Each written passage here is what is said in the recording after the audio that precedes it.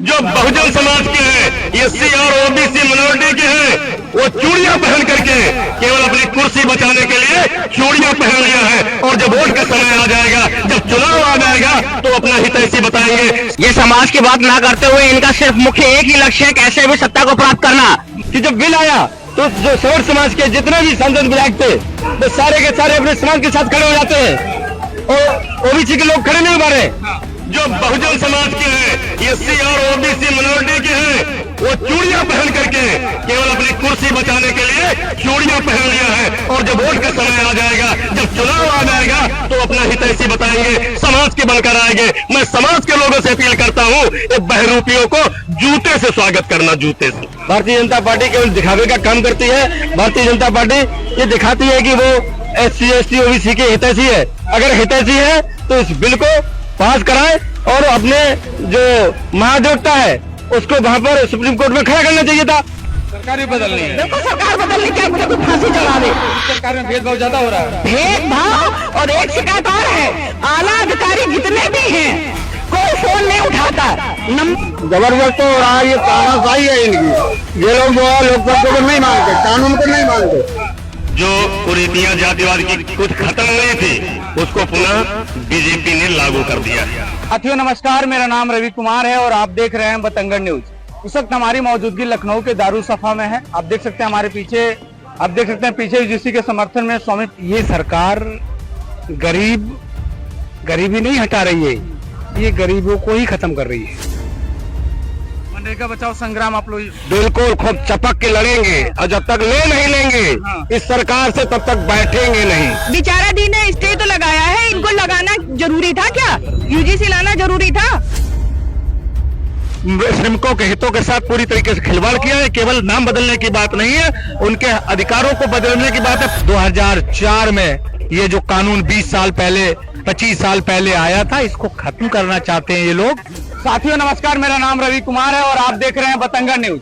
इस वक्त हमारी मौजूदगी उत्तर प्रदेश के कांग्रेस कार्यालय मुख्यालय पे। आप पीछे देख सकते हैं कितनी बड़ी हुजूम आपको देखने को मिल रहा है। यहाँ पे मनरेगा बचाओ संग्राम चालू किया गया है। तमाम उत्तर प्रदेश के अलग अलग जिले से कांग्रेसी लोग यहाँ पे आए हुए हैं, अपना मनरेगा बचाओ की यहाँ पे नारे दे रहे हैं। मैं कांग्रेसियों से मैं बातचीत करता हूँ और समझता हूँ ये लोग कहाँ से आए हैं और यहाँ पे धरना प्रदर्शन देने की क्या वजह है। कहाँ से? लखनऊ से आए। लखनऊ से आए जी। मनरेगा बचाओ संग्राम आप लोग बिल्कुल खूब चपक के लड़ेंगे और जब तक ले नहीं लेंगे इस सरकार से तब तक बैठेंगे नहीं। ध्यान रखिए। हाँ, अरे आगे लागे बाजार पड़े, आगे लागे बाजार पड़े, मोदी सरकार में महंगाई सुरसा डाइन बनी, बीजेपी सरकार में महंगाई सुरसा डाइन बनी। और ये देखिए, दादी का नाथिया, दादी के हासूली और बिटिया के नथिया, रोए रोए छाती पीटे, अरे रोए रोए छाती पीटे, जो हरी सोनारों को ना छोड़ी, जो उनकी सारा सोनार भाजपा ही है लगभग, इनको भी नहीं छोड़ा। तो ये मनरेगा, जब तक ये मनरेगा को हम लोग ले न लेंगे, हमारे अध्यक्ष जी ले नहीं लेंगे, तब तक ये प्रण है, हम लोग लड़ते रहेंगे। देखते हैं क्या करेंगे। मनरेगा बचाव के लिए आप लोग विधानसभा घेराव कर रहे हैं, चारों तरफ पुलिस शिकंजा कर रही है। पुलिस प्रशासन की अपनी रणनीति है, हम लोगों की अपनी रणनीति है। हम लोग आज, हमारी रणनीति है, हम लोग किसी भी तरीके से विधानसभा तक। ये ले लीजिए, पूरा आना चाहिए है ना, बस ज्यादा नहीं।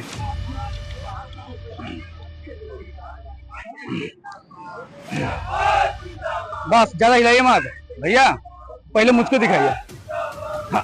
साथियों नमस्कार, मेरा नाम रवि कुमार है और आप देख रहे हैं बतंगड़ न्यूज। इस वक्त हमारी मौजूदगी उत्तर प्रदेश के कांग्रेस कार्यालय मुख्यालय पे। आप पीछे देख सकते हैं कितनी बड़ी हुजूम आपको देखने को मिल रहा है। यहाँ पे मनरेगा बचाओ संग्राम चालू किया गया है। तमाम उत्तर प्रदेश के अलग अलग जिले से कांग्रेसी लोग यहाँ पे आए हुए हैं, अपना मनरेगा बचाओ की यहाँ पे नारे दे रहे हैं। मैं कांग्रेसियों से मैं बातचीत करता हूँ और समझता हूँ ये लोग कहाँ से आए हैं और यहाँ पे धरना प्रदर्शन देने की क्या वजह है। आइए आइए, दादा क्या नाम है? अयोध्या। कहाँ से आए हैं? कूड़ा ईंट गाँव। कूड़ा ईंट गाँव। चलिए रुक जाइए, आइए इधर आइए, मैं लोगों से बातचीत करता हूँ। कहाँ से आप लोग? लखनऊ से आए। लखनऊ से आए? जी मनरेगा बचाओ संग्राम आप लोग बिल्कुल खूब चपक के लड़ेंगे और जब तक ले नहीं लेंगे इस सरकार से तब तक बैठेंगे नहीं। ध्यान रखिए।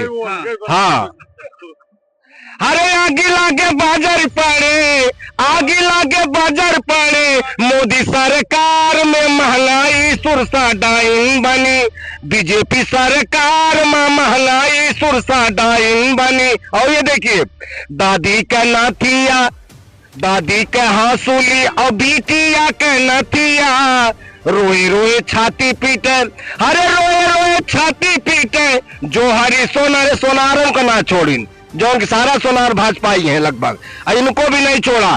तो ये मनरेगा, जब तक ये मनरेगा को हम लोग ले न लेंगे, हमारे अध्यक्ष जी ले नहीं लेंगे, तब तक ये प्रण है, हम लोग लड़ते रहेंगे, देखते हैं क्या करेंगे। मनरेगा बचाव के लिए आप लोग विधानसभा घेराव कर रहे हैं, चारों तरफ पुलिस शिकंजा कर रही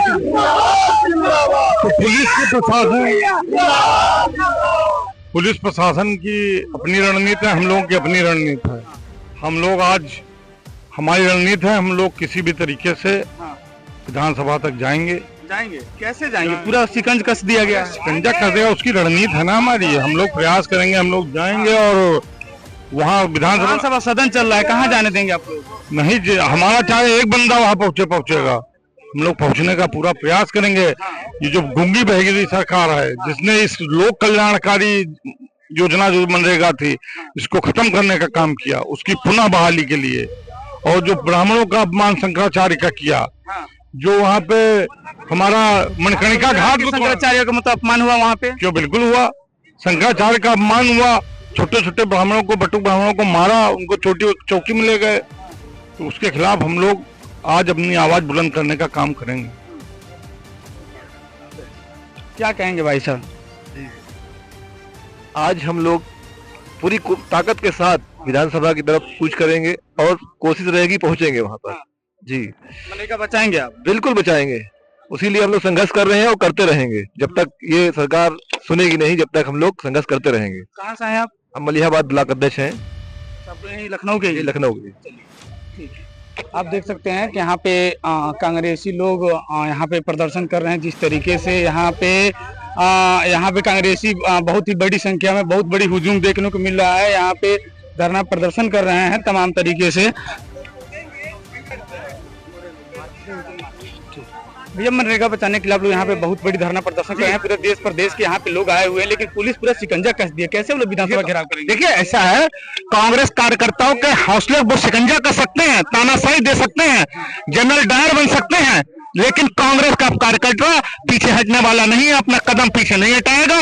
जो जनहितकारी मनरेगा श्रमिकों की मांग है, उनके हित की मांग है। हमारे देश के करोड़ों लोगों को मनरेगा के थ्रू गांव में जो था रोजगार मिल रहा था, जिसको इन्होंने उसका बजट जो है स्टेट गवर्नमेंट के ऊपर 40% डाल करके श्रमिकों के हितों के साथ पूरी तरीके से खिलवाड़ किया है। केवल नाम बदलने की बात नहीं है, उनके अधिकारों को बदलने की बात है। पहले लोगों को गांव में ही रोजगार मिल जाता था, रोजगार सेवक और मेट का सहारा था। अब इसको पूरी तरीके से बदल के परिवर्तित करने का कार्य भारतीय जनता पार्टी की सरकार कर रही है और ठेकेदारी प्रथा इसमें लाना चाह रही, जो कि बहुत ज्यादा खेदजनक है।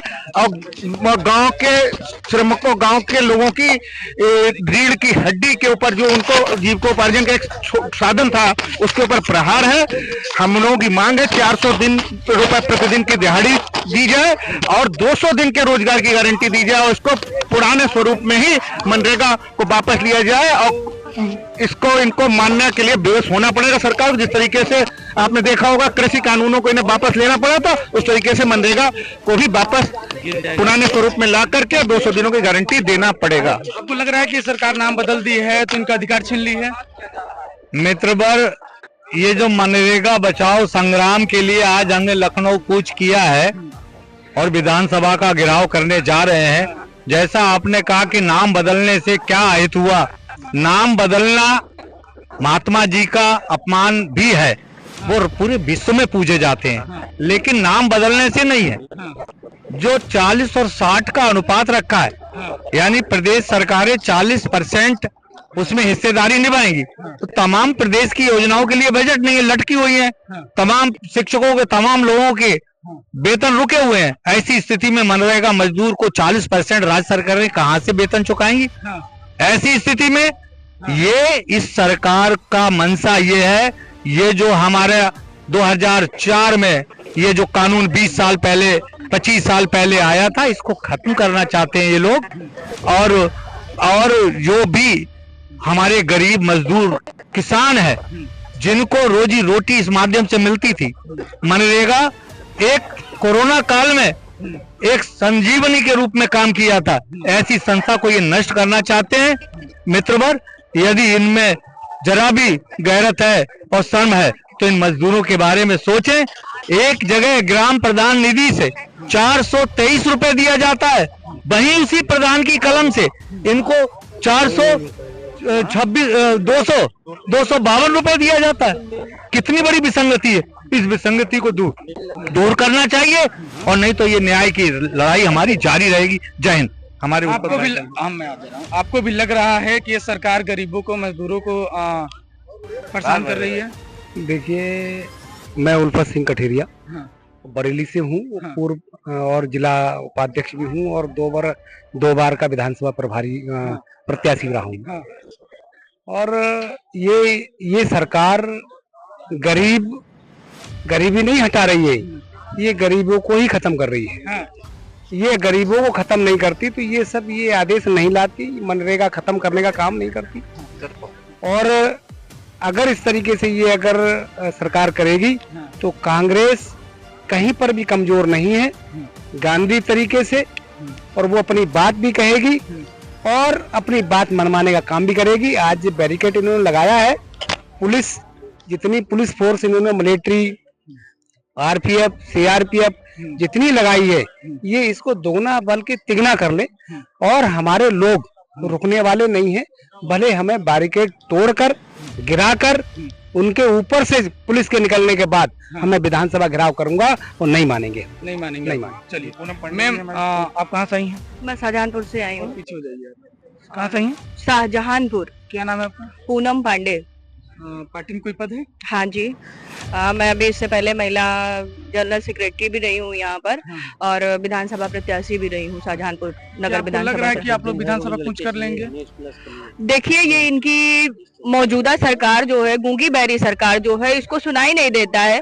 शिक्षकों की आवाज सुनाई नहीं देती, महिलाओं की आवाज सुनाई नहीं देती है, भ्रष्टाचार सुनाई नहीं देता है।